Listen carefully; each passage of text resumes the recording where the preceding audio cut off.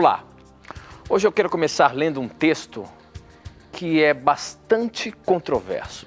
Olha só o que diz, está em 1 Coríntios 14, a partir do verso 33, na segunda parte, diz o seguinte: como em todas as igrejas do povo de Deus, as mulheres devem ficar caladas nas reuniões de adoração. Elas não têm permissão para falar. Como diz a lei, elas não devem ter cargos de direção. Isso é o que está dizendo esse texto aqui. Mas afinal de contas, se a Bíblia está falando isso sobre as mulheres, como que uma igreja, por exemplo, a Igreja Adventista do Sétimo Dia, tem uma mulher como profetisa? Se a Bíblia está dizendo, elas não têm permissão para falar, como diz a lei, elas não devem ter cargos de direção. Se a igreja tem uma profetisa como uma mulher, o que esse texto está querendo dizer? Será que está completamente errado tudo isso? Esta e muitas outras questões você acompanha agora, pois está no ar, Na Mira da Verdade.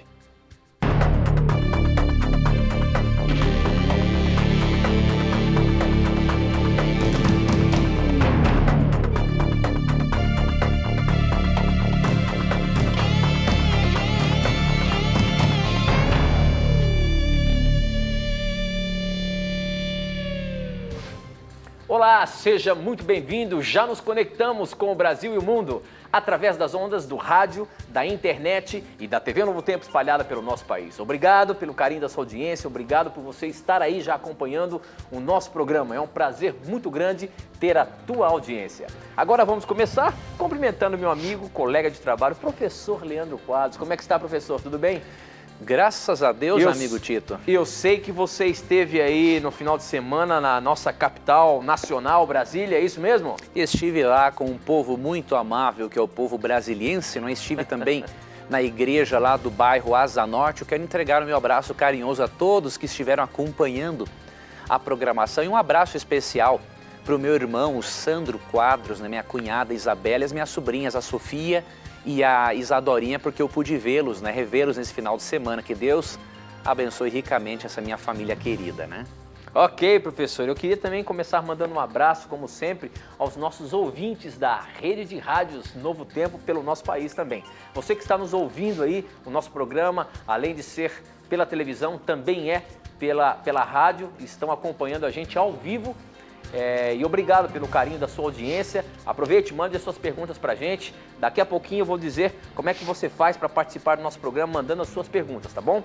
Mas antes eu já queria colocar essa primeira pergunta na mira da verdade. Professor Leandro Quadros, não sei se você percebeu aí a abertura do programa. Sim. Existe um texto falando sobre as mulheres, dá a entender uma proibição aqui na palavra de Deus das mulheres participarem nas igrejas como pregadoras, como terem cargos na igreja e tudo mais. Agora, o que é interessante, professor, é que a Igreja Adventista tem uma mulher como uma profetisa. E olha, chegou uma pergunta para a gente aqui pelo Facebook, bastante intrigante, que eu queria colocar na íntegra. Vamos lá. lá. Ver como é que você se sai nessa resposta, viu, meu amigo? Preste bem atenção, olha só. A pergunta é a seguinte: por que a Igreja Adventista... porque na Igreja Adventista, um morto, Ellen White, anda em pé de igualdade com a palavra de Deus? Será que depois de 19 séculos, Deus descobriu que a Bíblia ficou incompleta?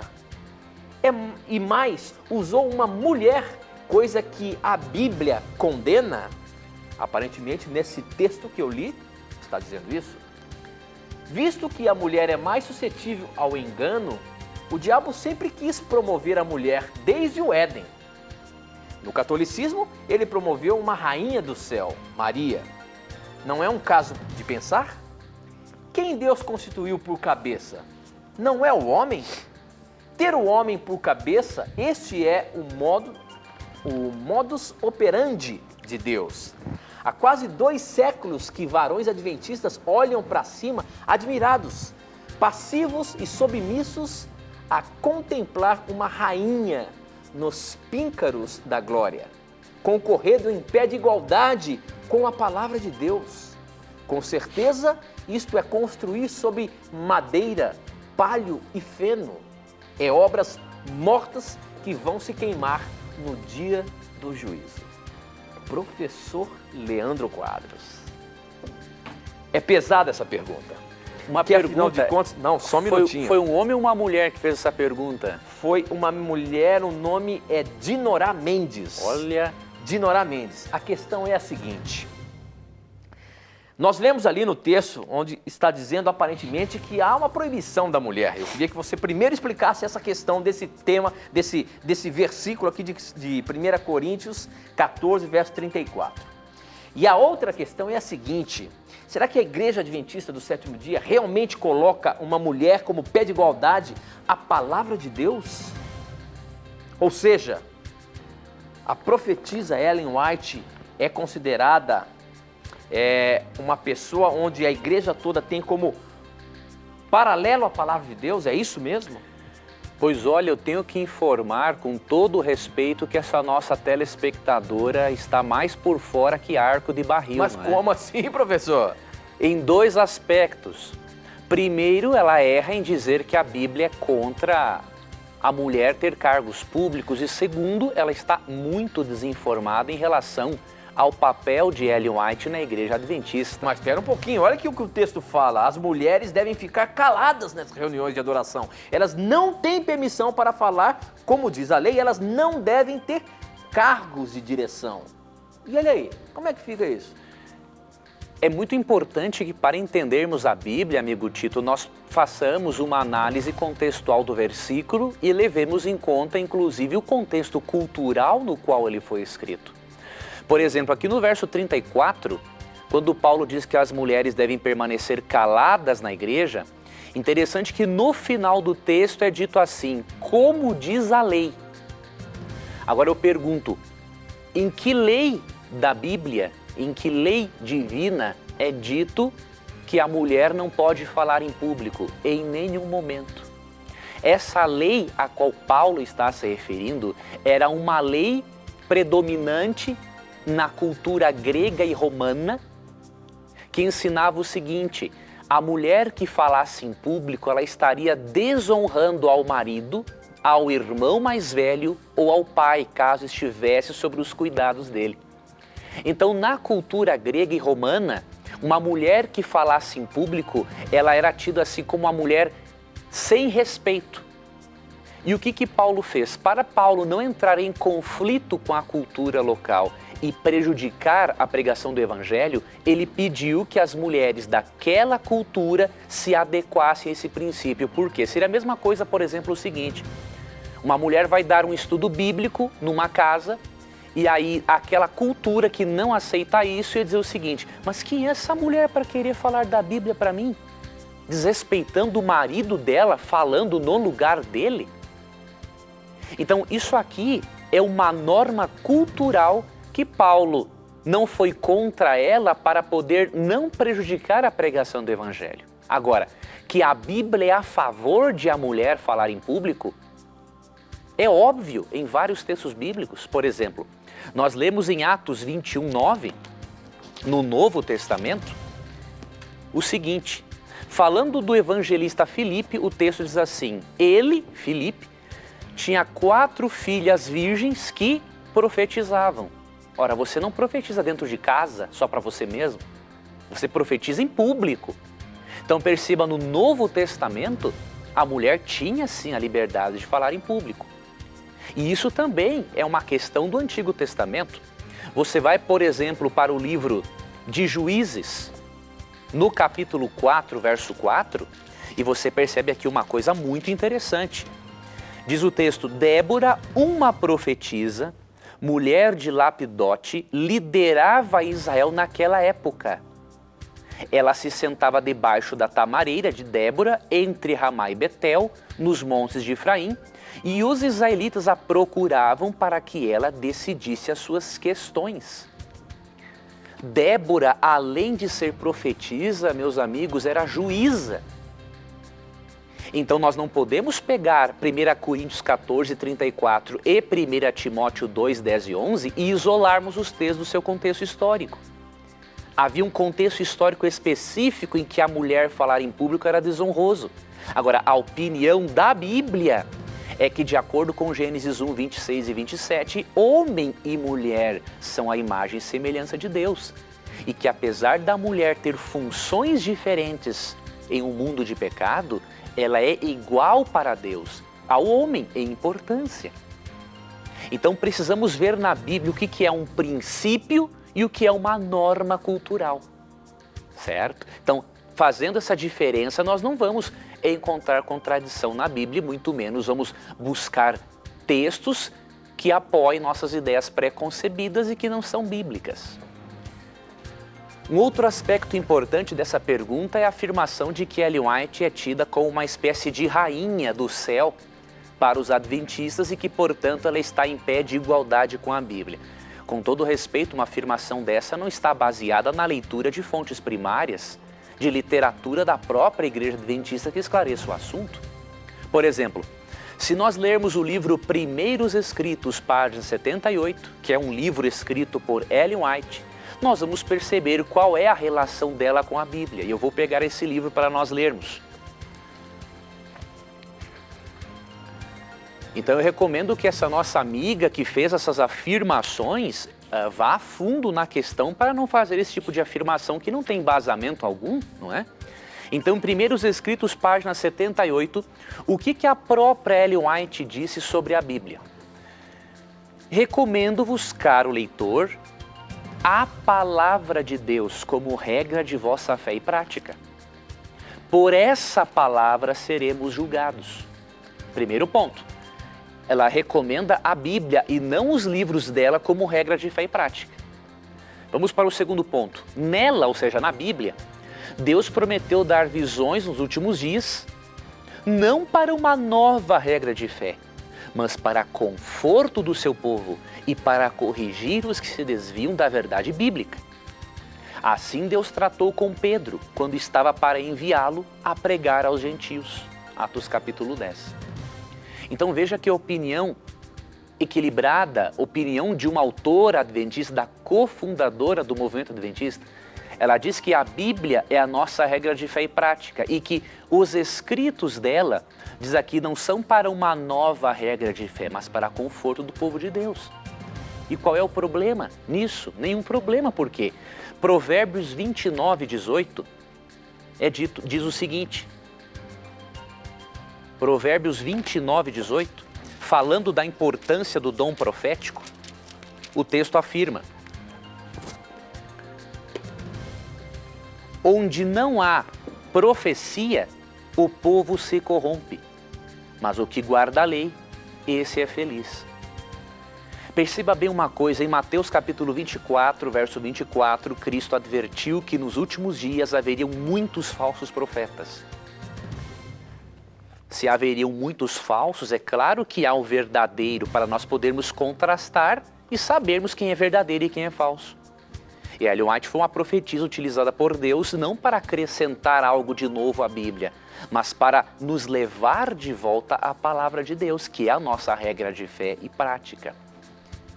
Então o dom profético é prometido nos últimos dias, não para complementar a palavra de Deus que é perfeita, mas para levar a mente das pessoas para esta palavra.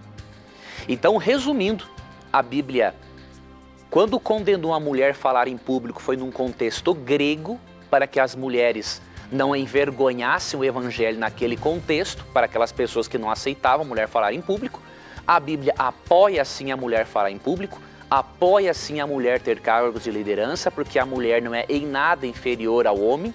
E outro ponto, a Igreja Adventista nunca fez de Ellen White uma rainha, colocando-a no mesmo nível da Bíblia, né? Isso aí a própria Ellen White fala, então eu recomendo, vá em literatura correta, não leia esses livros apologéticos, esses sites na internet por aí que não sabem nada do assunto e que quando escrevem sobre Adventismo acham que sabem alguma coisa. Infelizmente, não sabem nada. Mas que bom que a sua pergunta mesmo assim veio ao programa Na Mira da Verdade, para que possamos lhe dar fontes bíblicas, literatura primária, para você poder contrastar, não é? E saber quem realmente está ensinando aquilo que é realmente verdade. Muito bem, professor. Eu queria aproveitar e falar para o nosso telespectador, você que está aí acompanhando o programa, você que está aí com... Geralmente hoje em dia, né, as pessoas já acompanham, assistem a televisão, mas já estão com o seu laptop na mão, pesquisando as coisas na internet e tudo mais. Eu queria pedir para que você entrasse lá no nosso blog agora. Você que tem aí um tablet na mão, um laptop, enfim, um computador, está assistindo pela internet, entre no nosso blog lá, novotempo.com/na mira da verdade. Eu vou até mostrar para você aqui, para você conhecer bem o nosso blog. E eu vou mostrar aqui onde é que você pode ter mais informações sobre esse assunto que você está vendo aí, ó. Você vai aqui tem vários links, tem um aqui, ó, no segundo link que é Apologia. Você clica nesse link, tem aqui, ó, escrito Ellen White. Você clica em Ellen White, você vai ver mais vários assuntos relacionados com a senhora Ellen White. Por exemplo, um dos temas aqui, o Ministério de Ellen White, a Operação do Erro de Satanás. Olha aí. Ellen White teve epilepsia? Tem um monte de coisa que fala sobre a senhora Ellen White que você pode aí aprender mais sobre esses assuntos que o professor Leandro Quadros posta aqui todas as semanas. Ellen White ensinou que o excesso sexual é motivo de doenças? O que está querendo dizer todos esses assuntos aqui? Então é só você entrar no nosso blog, você vai ver uma infinidade de temas relacionados à senhora Ellen White. Aproveite agora aí, participe, interaja com a gente no nosso blog e você vai aprender um pouco mais sobre esse assunto que nós acabamos de tratar aqui, tá bom? Professor Leandro Quadros. Vamos, meu amigo Tito. As perguntas não param de chegar aqui. Eu tenho uma questão interessante, que eu vou pegar até minha Bíblia aqui. A pergunta é a seguinte, professor. Ele quer explicação sobre o livro de Coríntios, ali também, no primeiro livro de Coríntios, no capítulo 9, nos versos 19 a 21, Paulo está dizendo ali algo interessante. E eu queria ler aqui para nós contextualizarmos ao nosso telespectador e quero fazer a pergunta para você. Olha só o que diz 1 Coríntios 9, nos versos 19 até o 21. Sou homem livre, não sou escravo de ninguém, mas eu me fiz escravo de todos a fim de ganhar para Cristo o maior número possível de pessoas. Quando trabalho entre os judeus, vivo como judeu, a fim de ganhá-los para Cristo. Não estou debaixo da lei de Moisés, mas quando trabalho entre os judeus, vivo como se estivesse debaixo da lei de Moisés, para ganhar judeus para Cristo. Assim também, quando eu estou entre os não-judeus, vivo fora da lei de Moisés, a fim de ganhar os não-judeus para Cristo. Isso não quer dizer que eu não obedeço à lei de Deus, pois estou de fato debaixo da lei de Cristo. Ora, professor, se Paulo está dizendo aqui que ora ele está debaixo da lei, ora ele não está debaixo da lei, e então ele admite que está debaixo da lei de Cristo, dá a entender de que a lei dos 10 mandamentos não tem assim lá tanta importância como a gente apresenta aqui no programa. Porque uma hora ele está debaixo da lei para agradar ali os judeus no contexto. Outra hora ele não está debaixo da lei porque ele não é escravo de ninguém. Como é que fica isso, professor? A gente precisa, nos nossos dias, guardar a lei ou não? Para entendermos essa expressão de Paulo, essa afirmação dele sobre a lei, é importante entendermos qual era a opinião do apóstolo Paulo sobre a lei de Deus. Por exemplo, quando nós vamos para Romanos capítulo 7, verso 12, Paulo afirma assim: de fato, a lei é santa e o mandamento é santo, justo e bom. No verso 22 do capítulo 7 de Romanos, ele diz: no íntimo do meu ser, tenho prazer na lei de Deus. Então, Paulo tinha prazer na lei de Deus. A lei de Deus fazia parte da experiência cristã dele. Agora, a expressão não estar debaixo da lei não significa estar livre para desobedecer à lei de Deus. Paulo está dizendo que quando ele não estava debaixo da lei, que ele não tinha a lei como um meio de salvação, assim como os judeus daqueles dias tinham. Então, por exemplo, quando ele se aproximava de um judeu, muitas vezes ele se apresentava como aparentemente aceitando a circuncisão, não é? Para poder se aproximar deles e mostrar-lhes o evangelho. Há outros que já tinham a mente mais esclarecida sobre o assunto, ele não fazia questão de falar da circuncisão, porque a circuncisão era apenas um símbolo tribal, não é? Era um símbolo da circuncisão do coração e que não precisava mais ser praticado por aqueles que são convertidos, que têm um coração circuncidado por Cristo, como lemos ali em Romanos 2:29. Então Paulo o que está dizendo é o seguinte, ele adaptava o seu estilo de vida, desde que os princípios não fossem sacrificados, para ensinar a mensagem de Deus aos outros. Então quando ele não vivia debaixo da lei, ele está usando aqui uma expressão para dizer que ele não aceitava a lei como meio de salvação. Agora, ele não é contra os princípios morais de Deus, porque em Romanos 7:22, ele mesmo diz que tinha prazer na lei de Deus. Então, peguemos todos os textos de Paulo possíveis sobre o assunto para depois chegarmos à conclusão a respeito do pensamento dele. Ok, professor, muito bom. Ainda temos alguns minutinhos. A próxima pergunta é a seguinte. A Bíblia menciona algum texto que fala sobre a língua dos anjos? E se algum já teve esse conhecimento? Ali no livro de Atos, em outros livros também que falam sobre o dom de línguas, fala alguma coisa sobre a língua dos anjos, professor. Agora, o que é isso? Existe alguma compreensão? Realmente os anjos têm uma língua diferente? E como é que é isso? Primeiramente, precisamos entender, queridos, que o dom de línguas na Bíblia sempre tem um propósito de evangelização. De acordo com Atos capítulo 2 e 1 Coríntios 12, Deus dá o dom de línguas para que uma pessoa possa, em outros idiomas, comunicar a mensagem de Deus às pessoas. A questão de língua dos anjos, ela é uma interpretação equivocada de 1 Coríntios capítulo 13. Eu vou ler o texto e vamos contextualizar o capítulo. Paulo diz assim, ainda que eu fale as línguas dos homens e dos anjos, se não tiver amor, serei como o sino que ressoa ou como o prato que retine, ou seja, não tem valor algum. Paulo está dizendo o seguinte, ainda que eu fale as línguas dos homens e dos anjos, se eu não tenho amor, disso nada vai me adiantar. Essa expressão ainda que não é uma afirmativa. Paulo está supondo, ainda que eu fale todos os idiomas humanos, ainda que eu consiga me comunicar como os anjos se comunicam, se eu não tiver amor, de nada me adiantará. Paulo não está aqui defendendo que nós podemos, como seres humanos, nos comunicarmos de uma forma angelical. Até mesmo porque, no versículo 3, é dito o seguinte, ainda que eu dê aos pobres tudo o que possuo e entregue o meu corpo para ser queimado, se não tiver amor, nada disso me valerá. Se a expressão ainda que no verso 1 estivesse dizendo que nós devemos falar língua de anjos, então a expressão ainda que no verso 3 está dizendo que todo cristão, para provar que é cristão, tem que entregar o seu corpo para ser queimado. Então nós temos que ser fiéis ao contexto. O ainda que é uma suposição. Prova disso encontramos, por exemplo, em Apocalipse 22, 8 e 9. Quando um anjo foi enviado por Deus para se comunicar com o apóstolo João, em que idioma esse anjo falou? Isso aqui é muito esclarecedor.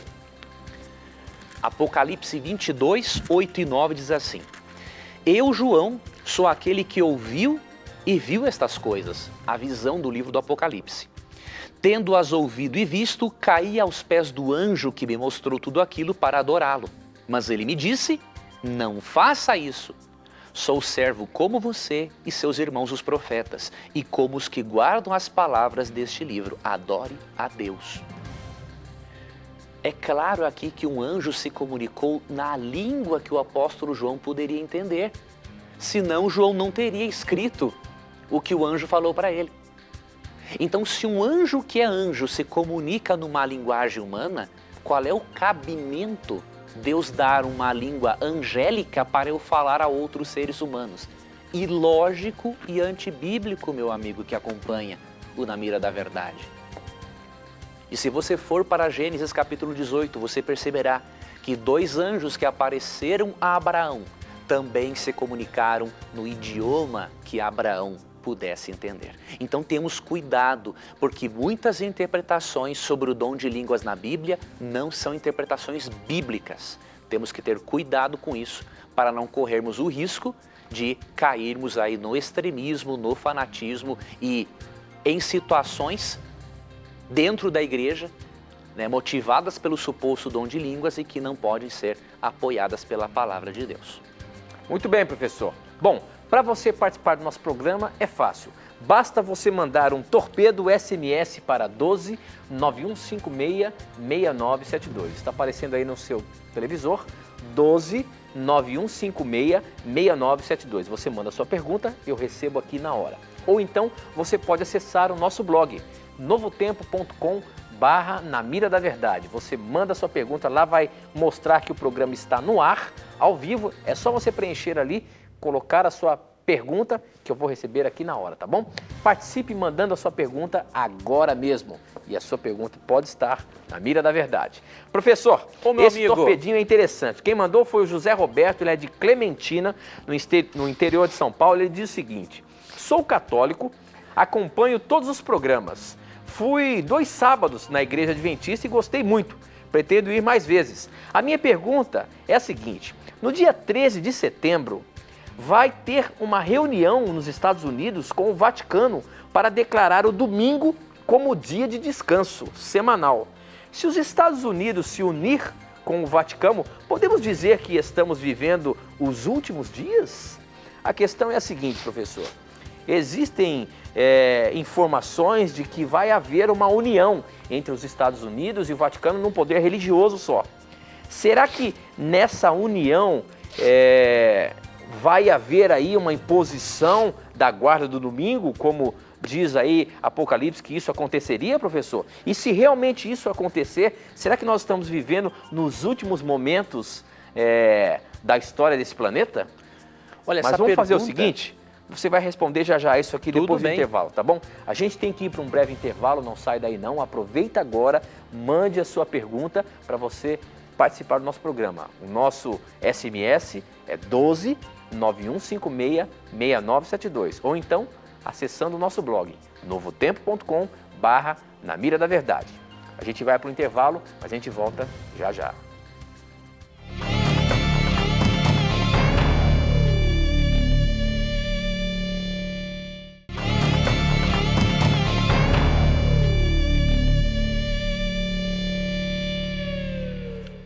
Já estamos de volta ao vivo, agora são 21 horas e 32 minutos. Obrigado pelo carinho da sua audiência. E nós estamos no bloco anterior lançando a questão de que vai haver uma reunião nos Estados Unidos no dia 13 de setembro, onde irá proposto a guarda do domingo. O Vaticano vai estar reunido com os Estados Unidos, propondo a guarda do domingo como dia de guarda. Assim está dizendo a pergunta que chegou para a gente pelo SMS. E eu vou lê-la novamente aqui para o nosso querido professor Leandro Quadros. Ele diz o seguinte, professor.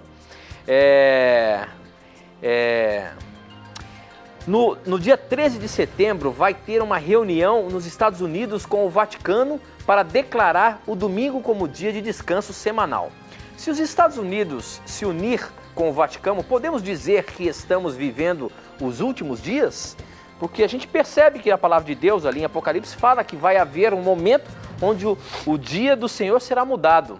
E se realmente isso já aconteceu ou ainda vai reafirmar, se isso acontecer de fato, será que nós estamos vivendo os últimos dias da história desse planeta, professor? Pois olha, amigo Tito, esta pergunta deste querido irmão católico é muito importante, porque realmente a Bíblia, em Apocalipse capítulo 13, ela menciona uma profecia em que nos informa de que um dia 2 poderes políticos, um poder político e um religioso, vão se unir de maneira mundial, é claro, para estabelecer a observância do domingo como dia de guarda. Mas aonde está escrito isso, professor? Eu vou analisar alguns versículos aqui de Apocalipse 13, vou dar algumas instruções para o nosso telespectador e ouvinte estudar esses capítulos à luz da história. E antes eu queria dizer para esse nosso irmão católico o seguinte: é claro que qualquer tipo de reunião que seja feita para promover a união religiosa, ela tem sim uma certa importância profética, mas nós não podemos saber se esta reunião que você falou de 13 de setembro será determinante ou não. É possível que surjam ainda outras para que a questão da obrigatoriedade da observância do domingo seja realmente estabelecida. Mas é uma questão para nós ficarmos atentos. Então, quando lemos Apocalipse capítulo 13, aqui são mencionados, do versículo 1 ao 18, 2 bestas. Besta em Apocalipse não significa necessariamente um ser ou um poder perverso. Não, são poderes contrários aos mandamentos de Deus. Então, em Apocalipse 13, verso 1, menciona uma besta que sairia do mar, e em Apocalipse 13, 11, uma besta que sairia da terra. Diz aqui, nos versos 15 a 17, que a união é entre essas duas bestas, ou seja, entre esse poder religioso e esse poder político, faria com que os habitantes do mundo fossem obrigados a adorarem a imagem da primeira besta. Então, por exemplo, no versículo 15 de Apocalipse 13 é dito assim: foi-lhe dado poder para dar fôlego à imagem da primeira besta, de modo que ela podia falar e fazer que fossem mortos todos que se recusassem a adorar a imagem. Também obrigou todos, pequenos e grandes, ricos e pobres, livres e escravos, a receberem certa marca na mão direita ou na testa, para que ninguém pudesse comprar nem vender, a não ser quem tivesse a marca, que é o nome da besta ou o número do seu nome. Então aqui menciona que em um momento da história, esses dois poderes, um político e um religioso, se uniriam para obrigar a todos os habitantes da terra a receberem uma marca, um sinal, para que ninguém pudesse comprar e nem vender se não tivesse esse sinal da besta. Para nós identificarmos qual é o sinal da besta, precisamos identificar que besta é essa de capítulo 13 e qual é o sinal de Deus. Porque se nós descobrirmos qual é o selo de Deus, para identificar o povo dele, nós vamos identificar o selo da besta. Então, por exemplo, em Apocalipse 13:1, falando da primeira besta do Apocalipse, uma besta que saía do mar, no versículo 3 tem uma característica interessante dela. Diz assim: uma das cabeças da besta parecia ter sofrido um ferimento mortal, mas o ferimento mortal foi curado. Quando você vai à história, você percebe uma coisa. Certa vez, o general Berthier, a mando de Napoleão Bonaparte, prendeu em 1798 o Papa Pio VI. E muitos historiadores disseram o seguinte, que a partir do momento que Pio VI foi preso, parece que o papado recebeu uma ferida mortal. Só que o verso aqui diz, no versículo 3, que este ferimento foi curado.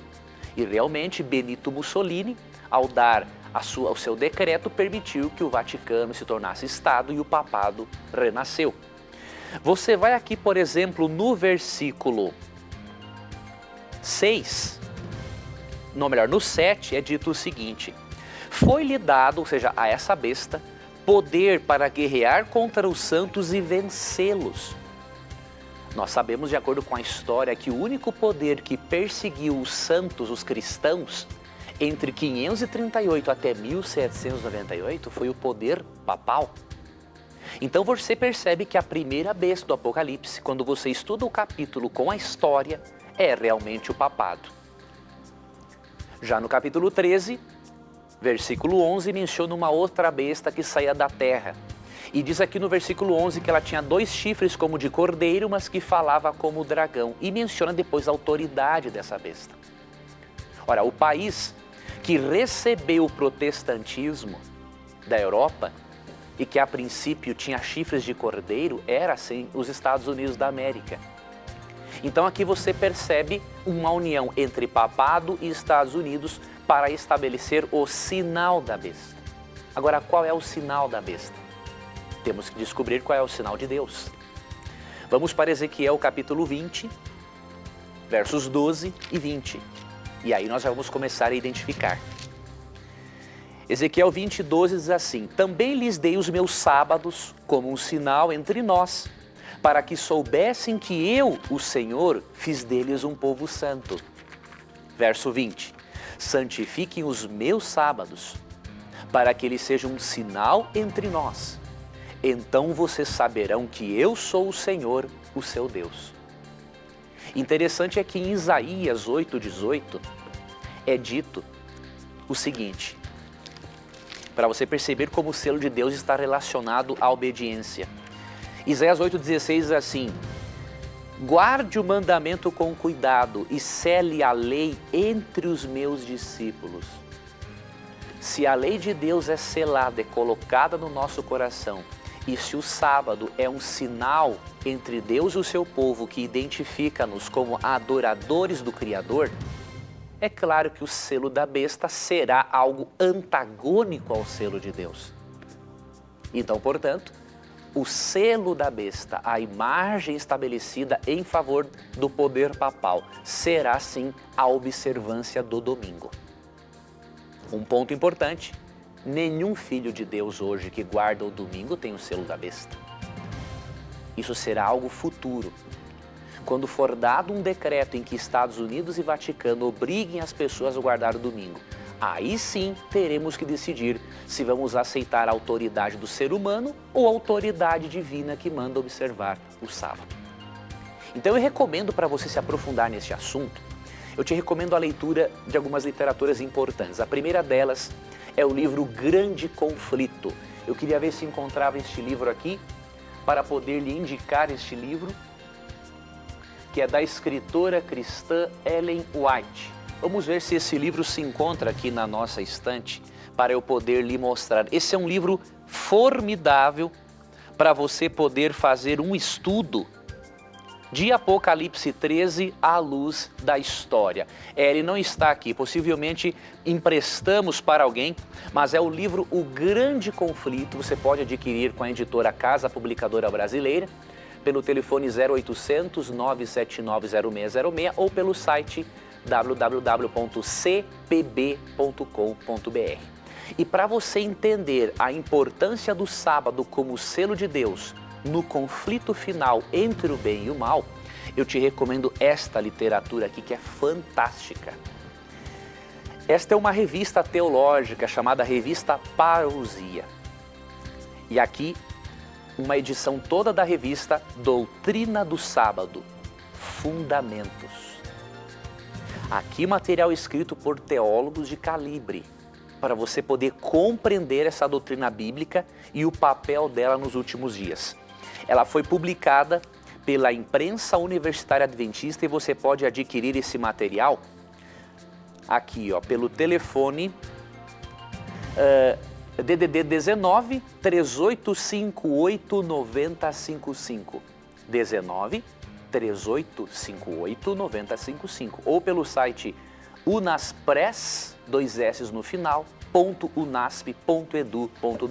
Se o nosso telespectador quiser aí, depois ele pode entrar em contato com a gente, que a gente passa certinho o endereço e o telefone para ele adquirir essa literatura que você está sugerindo aí, viu, professor? São duas literaturas muito boas, Tito, a sua sugestão, duas literaturas que vão ajudar nosso telespectador a fazer um estudo histórico, bíblico e contextual sobre Apocalipse 13 e se preparar para esses eventos finais.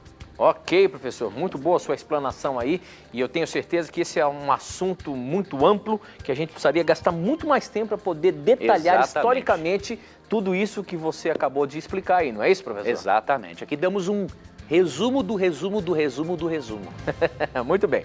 Bom, a questão é a seguinte, você pode participar do nosso programa também através do Twitter. Se você ainda não está seguindo o nosso Twitter, você pode entrar na página do Twitter, twitter.com/NaMiraDaVerdade. Esse é o nosso Twitter. E pode mandar as suas perguntas através do @NaMiraDaVerdade. Nós temos aqui um monte de gente que está pendurada com a gente. Tem gente até perguntando, vem cá, vocês não colocam mais perguntas do Twitter? Colocamos sim. Você está aqui, eu queria já mandar um abraço para Denise Franco, o Anderson Rodrigues, o Leocir, o Marcos Vinícius, o Adriano, a Luciene Assis, o Marcos, deixa eu ver, esse aqui já foi, Anderson Veloso, Alisson, Emaicla Camargo e assim muitas outras pessoas que estão com a gente. Muito obrigado pela participação de vocês aqui no Twitter. Muito obrigado por vocês participarem. Eu quero colocar uma pergunta de um internauta que ele mandou aqui pelo Twitter, mas também mandou pelo nosso blog. O nome dele é o Adriano, não é, Adriano? Sua pergunta agora está na Mira da Verdade. Ele pergunta o seguinte, professor, olha só. Vamos lá, meu irmão. O Adriano Marcondes, ele é de Cabo Frio, no Rio de Janeiro, mandou pelo Twitter e também pelo nosso blog. A pergunta é a seguinte: sou da Assembleia de Deus e o meu pastor me disse que os salvos mortos estão com Cristo, de acordo com Filipenses 1:23. Vai anotando aí, professor. Filipenses 1:23.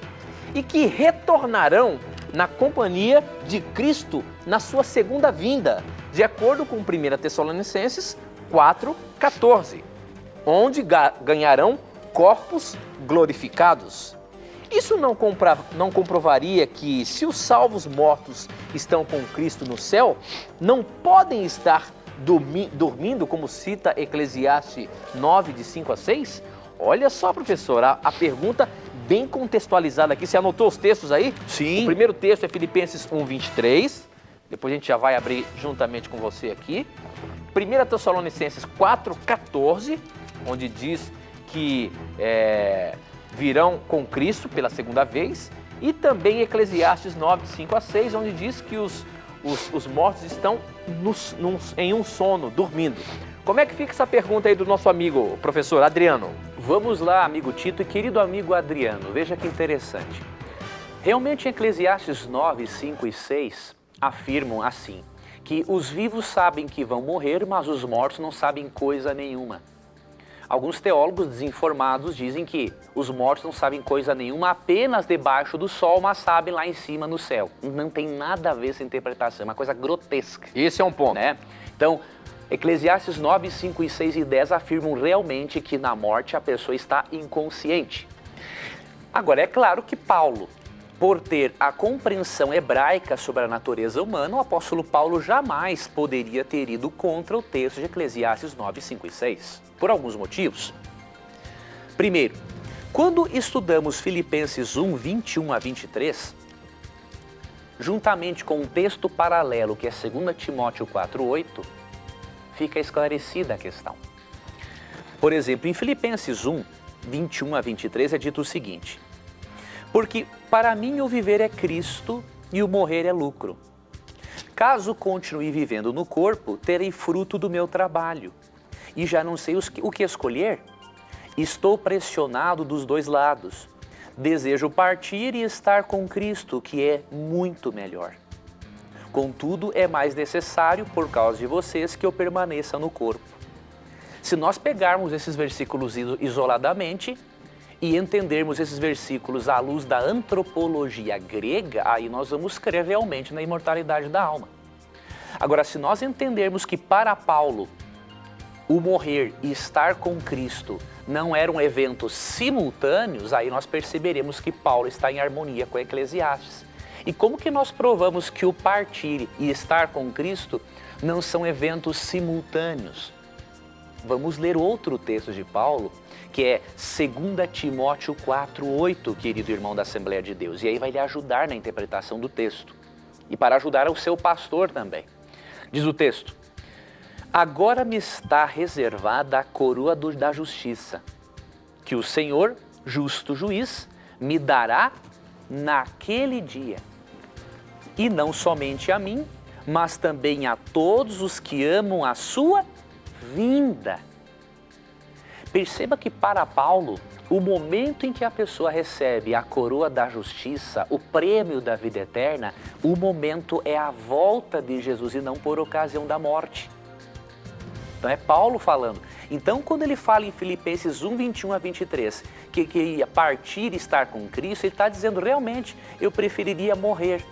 Sofri muito neste mundo, preguei muito o Evangelho e eu queria morrer porque eu estando morto, mesmo descansando na sepultura, eu morri com Cristo.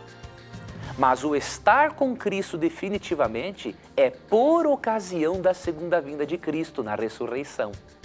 Então é fundamental que nós interpretemos Filipenses 1, 21 a 23 com 2 Timóteo 4, 8, onde o próprio Paulo diz que ele estaria com Cristo depois da ressurreição.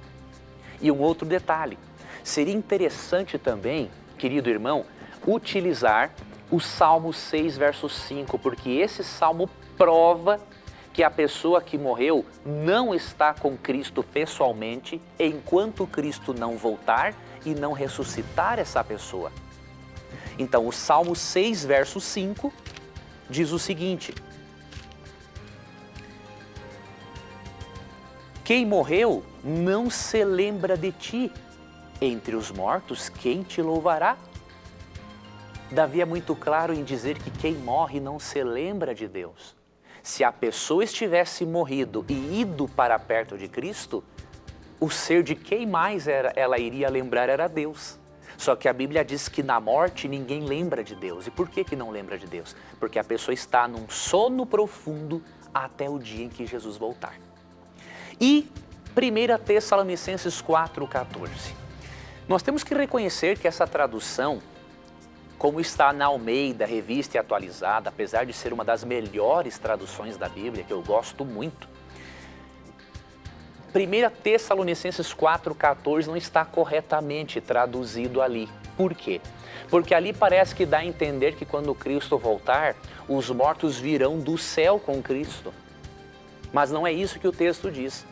Quando o texto é devidamente traduzido, como por exemplo na Bíblia de Jerusalém, que eu tenho aqui esta Bíblia, que é uma Bíblia católica e que apesar de conter os livros apócrifos, que não são inspirados por Deus, é uma excelente tradução. Então, quando você vai para a 1 Tessalonicenses 4,14, que é o segundo texto que você apresentou, lendo nessa tradução que traduziu o texto de forma mais correta, você perceberá uma coisa interessante. Vou ler para você o verso. Se cremos que Jesus morreu e ressuscitou, assim também os que morreram em Jesus, Deus há de levá-los em sua companhia. Perceba, o sentido é totalmente diferente. Por quê?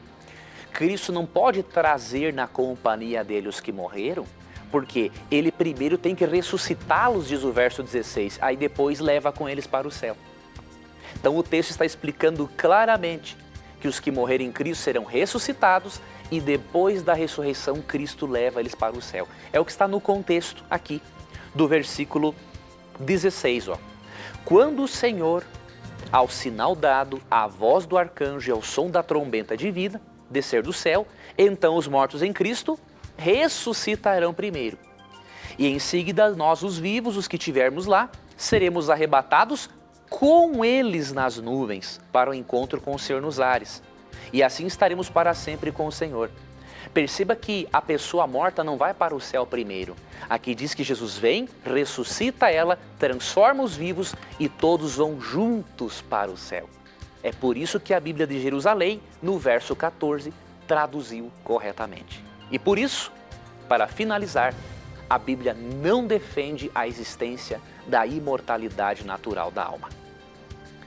A Bíblia ensina que para sermos imortais, Cristo tem que voltar, de acordo com João 14, 1 a 3, nos transformar, de acordo com 1 Coríntios 15, 51 a 55, e nos dar da árvore da vida, de acordo com Apocalipse 22, verso 2. Não tem como a pessoa ter um espírito imortal sem ter comido da árvore da vida. E, portanto, querido irmão, a doutrina da imortalidade da alma é antibíblica, de origem pagã, e precisamos rejeitá-la com todas as forças.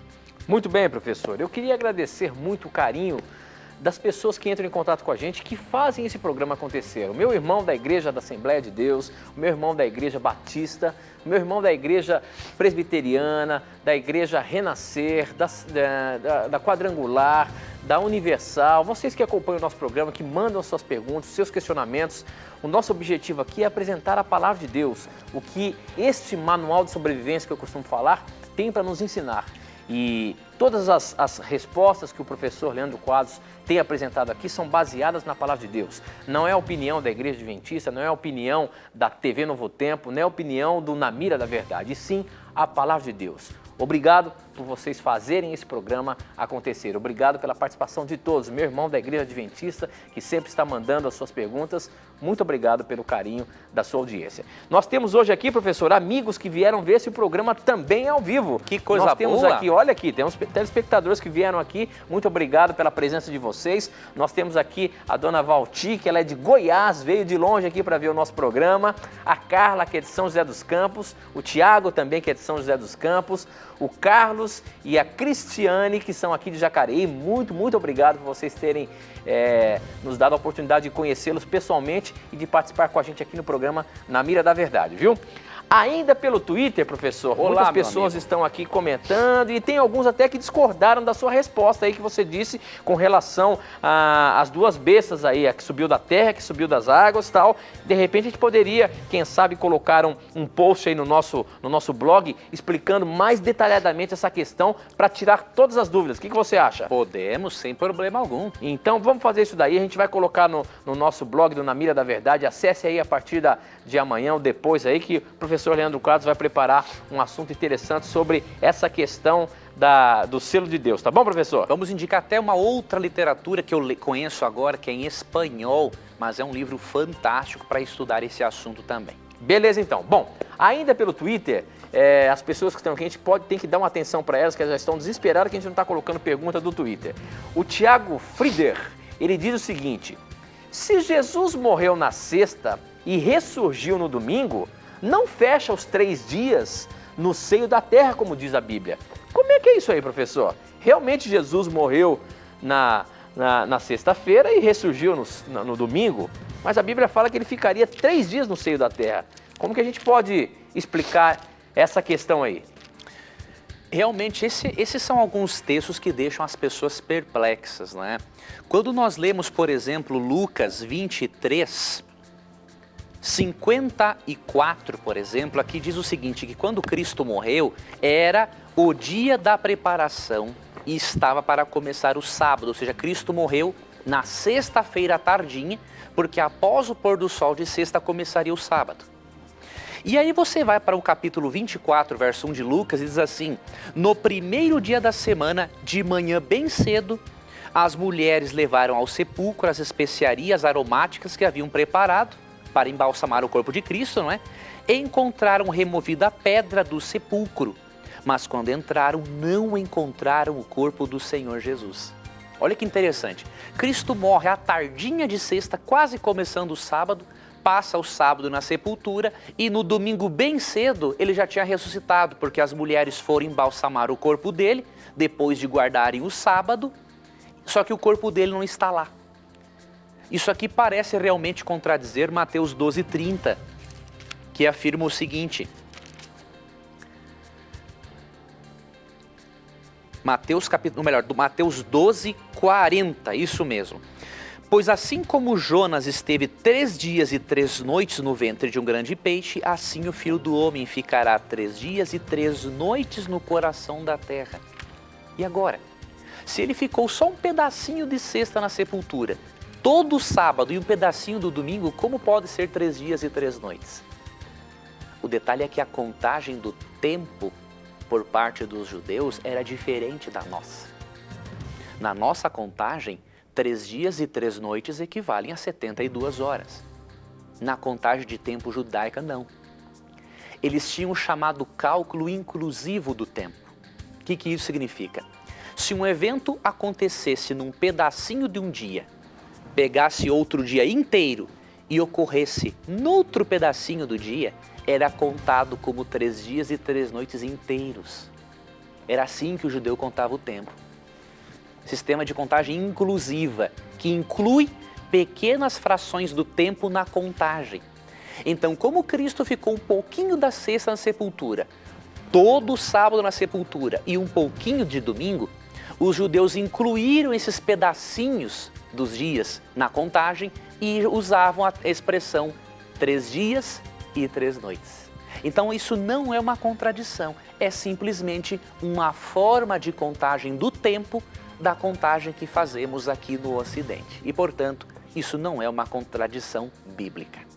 Muito bem, professor. Com essa resposta, nós finalizamos mais um programa Na Mira da Verdade. O tempo passou rápido, né? Não, passou rápido mesmo. Mas olha, mais uma vez, muito obrigado por suas respostas. Sempre a gente aprende aqui. E eu queria dizer para o nosso telespectador o seguinte: o nosso programa continua pela internet ainda. Você pode acessar o nosso blog. Lá você vai ver que tem uma infinidade dos assuntos que nós comentamos aqui no programa e também os vídeos dos programas que nós fazemos aqui. Então, acesse lá novotempo.com/Na Mira da Verdade para poder aprender mais sobre a Palavra de Deus. Professor, a gente se encontra quinta-feira pelo Tweetcasting ao vivo às 14h, é isso? Exatamente. Um grande abraço, amigo Tito. Um grande abraço, amigo telespectador, amigo ouvinte da Rádio Novo Tempo. Muito obrigado pela sua honrosa companhia conosco nestes momentos de estudo da Bíblia. Vá até o blog do programa solicitar o seu curso bíblico gratuito, Verdades para o Tempo do Fim. E nunca se esqueça, sempre que você tiver a coragem de perguntar, a Bíblia terá coragem de lhe responder. Aqui no programa, sua dúvida sempre vai estar na mira da verdade. Até o nosso próximo encontro. Tchau!